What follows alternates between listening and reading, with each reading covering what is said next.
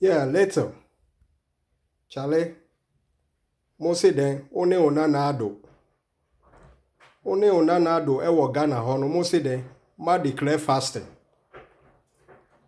Ma declare fasting. A Peter, fasting indeed. Mo fi se Nyankopon we Jimmy. Inti osoria na mo fasting kankan na mo ye no. Obetie mo asem. Eya jama Bible no mo nkan ni ye. One onanado no. Eya Bible no jama mo nkan no ye. Fasting indeed. Fasting indeed. Kache onanado no. Say on Galatians chapter 6 verse 7. Bible say Nyankopon Jimmy na untumi ye na atwetwe. Untumi ye Nyankopon atwetwe. Nti wo besom Nyankopon a ende asom no ye. Untumi som bosom. Ana unante bosom kwan so. Na o sorry so a pasa kotra so dem se wo so Nyankopon. Nyankopon Isaiah chapter 59 verse 1 to 2. Kachire ruda na ado no. Onini epo difu no oma jiga na afa no. Omo nkan Isaiah 59 verse 1 to 2. Nyankopon say mo pe amo de mo ye fasting the whole year. Mo mbo mpae the whole year. Osi onu Nyankopon no ontie. Ontie. Osi ontie. Osi na ninsa ye ntia ena na so enye ensiye. A mo mpae no mo bo a onte enso ontie. Because mo boni atra emumuyo. Ghana fun boni atra emumuyo. Inti ayade a sa mo fasting no ebeye adwuma. Mo na saka kire ona na ado no. Mo onkan Isaiah chapter 1 verse 15 to 16. Onkan Irade say mo de mo pa mo ye fasting the whole year. Ontie. Na mo mbo mpa the whole year ontie. Because mo mumu yo no adoso. Adai na mo so ya mo tete nye pasa mo ha ni pasa. Coronavirus aba nka mu nim se e wo se mo ye fasting. Na nka mu nim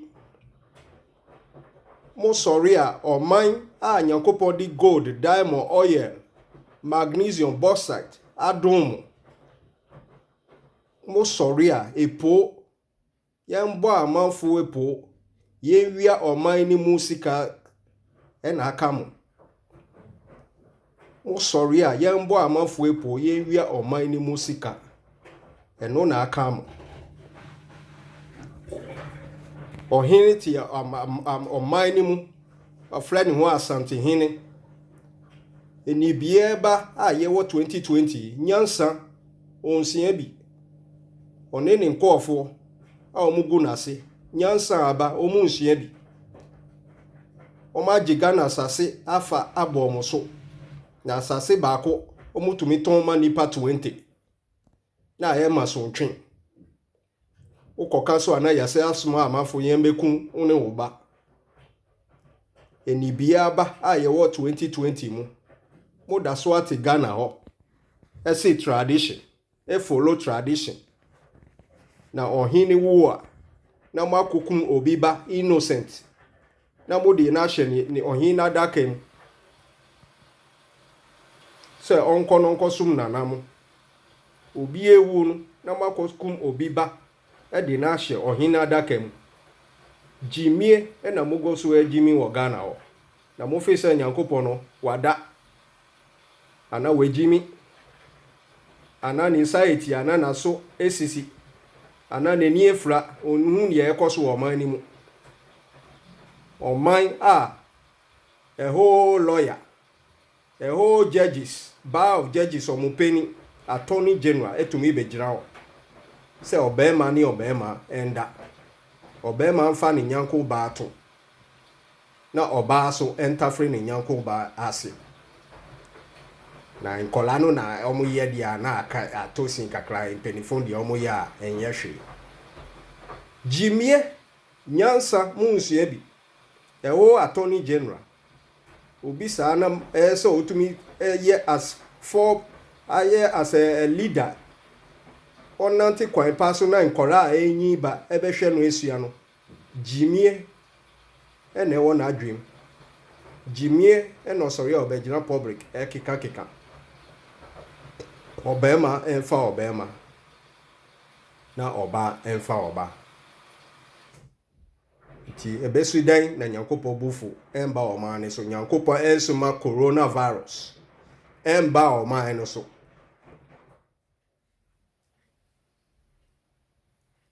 uko marketer kristoni abawia eti market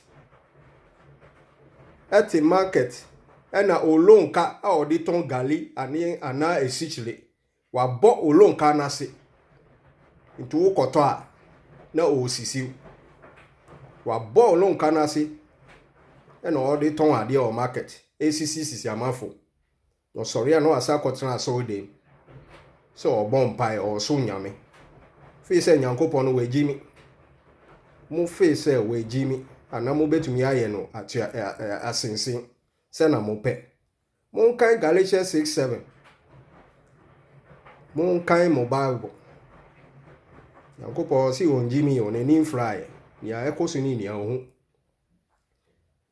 fasting for what? It's about time Ghanaians say yesisa adwin sakra na ese mu ye embrise na ka adwin sakra na ese president no ode to o man no so obi an sakra ni ways obi an twe ne mfi ni body mu no onante train ne kwan so na Awurade hu o man no mobo na Awurade yi coronavirus no enko. And it is not a time for fasting and prayer. Okay? Isaiah chapter 59 verse 1 to 2. Awurade say, na so ninsa yetia ena na sunsun sisi ne ni so fly ba mu bompa ye mu ye mu fast de ontie. Adwen sakra na ohwehwe afim ho. Obi an sakra ontwe ne mu fi ne boni mu. Dia o ye ni nia na emfata wo Awurade anim no. On sakra.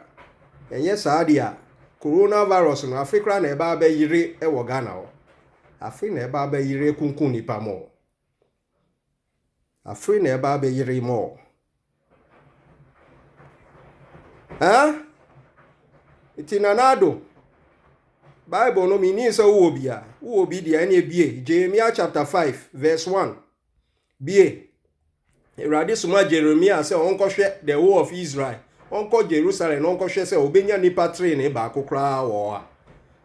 Awurade say ohwe Ghana say obenya nipa train e ba ko nipa ba kokra wo Ghana obo train e bra ana odi nokware e wo Ghana. Ono Awurade obeyi coronavirus na fio. Obe pardon Ghana. It's not a time for fasting and prayer. This is a time for so obe nanti wote ni kwan so. Obe nanti na obedi Awurade asem so. Na obetwe ho afie boni mu. Jeremiah chapter 1 verse 1. Jeremiah chapter 5 verse 1. Monkan. On se quotation so eni a wasofo di esie o. Usofo odi esie o. Wan kire so a wo so a wan fa Bible no se obesua ana obekan. Amun jai sa anointing oil ni floda water banner ni emu unnecessary akwankyere na modi dada amafo didi amafo sika. Mun jai apodifo no omo oil ni omo floda water ni omo banner ni omo den no. Entumi nsa coronavirus no. Sa afi na mo hu se sana asofo no omo ye poefo. Sa afi na mo hu se asofo ni nia se no omo ye poefo. E na omo dada mo. Wo so a wo ye Kristo ni a wo nante Awurade asem. Awurade se me nkantrel. Me nslo. Because yare we nya ni first time or no Awurade odi yare we eba. O se me nslo. ukoso enantil na asemu ewo nukware mu na odi na asem so a ono Awurade o se obebo ho ban yare we ebi nkan sanitizer o se nose mask o se udi Awurade sen so a you don't need those things Awurade na nkasa obebo ho ban nti se o ni se ukọ aso na udi Awurade asem so a yare we e manu mbo we hu o Kristo ni a onanti Awurade asem so na udi Awurade asem because in the days of Moses ekofa Israelites no efi Egypt no Awurade ema wo bofo anofa bi ebetwa mu na o ka kire Moses say oma omunku odwan na omfa odwan mu gya no obi amfa ye ne po ano na wo bofo no bese a wantumi anku wo mo Israelites no omu ya asode na Moses ka na omu ntie no wo bofo no bese anofa no ku wo mu eka Egyptians no iti Awurade ma ye hu se so wo nante na asemu a coronavirus e betwa wo pon ani wa enka wo yinya so obedi na asem so yache Shadrach, Meshach and Abednego and Daniel mukogu prison ki Nebuchadnezzar o ye bosom so omonsom no na omonsom no yache sa nkofo 4 ekogu prison Nyankopon bo omo ban ye de omu gu agem omo anhye we Nyankopon pa akire o man we hu se wo Kristo ni onante na asem no di ni kwai o na asem mu onante na asem no yare we nya de ese usuro nti wo ye Kristo ni na uji pa se onante Awurade asem a ema ehun bo se ye third world war kra na aba ema ehun ka Awurade obe fidi o Moses ni Egyptians no Israelites wo mukodu Canaan no na omu nya aduane ndi Awurade ema man of fi heaven de bia ofidi omo ye chi Daniel ko she jata bu mu no Awurade ma bofo e de aduane e be fidi Daniel no fa bia Awurade ma jata no ne nanu okananu jata nanu mukamu ekamu a wantumi anka Daniel nti Awurade pase ye hu se ye nante na kwa mu e wote ni na ye te ni nyama ono Awurade obebo ye ho ban se coronavirus o se third world war na aba o mensuro nti minu aba na minu abema bomodi ana tutu anamo se bibia abobo no de wedu unim se wa brabo no entini we Awurade animu a ende adwen sakra na ohia nti later ma woni unanado no ka kire no on declare a day of adwen sakra ema Ghana and this is not a day of time for declaration of fasting and prayer Nineveh abreso Jonah koka asem no ofi bonsuni yem na okoy o sakra na okọ onya adwen sakra na okoka asem e kire Nineveh generation no omu dikan enya adwen sakra o man ni nia nya adwen sakra first and san omu koye prayer and fasting in Awurade eti omu so frɛ nti Ghana man this is the time ye hia adwen sakra yen stop isa ye boni nyama no na ya bosom nyama ne kosiade ne kosiagro na ye glu wa so dem wo no yen jai sa nyama no ne nya adwen sakra. That's the only way Nyankopon obeyi sa coronavirus ye fi your mind so. And yes adia. No me and eba o mind so.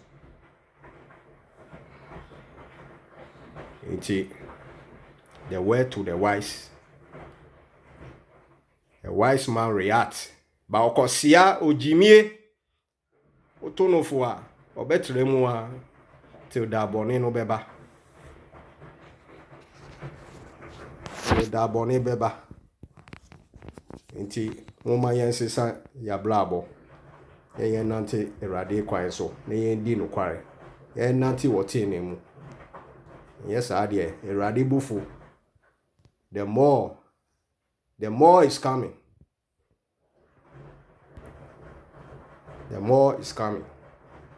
manuesi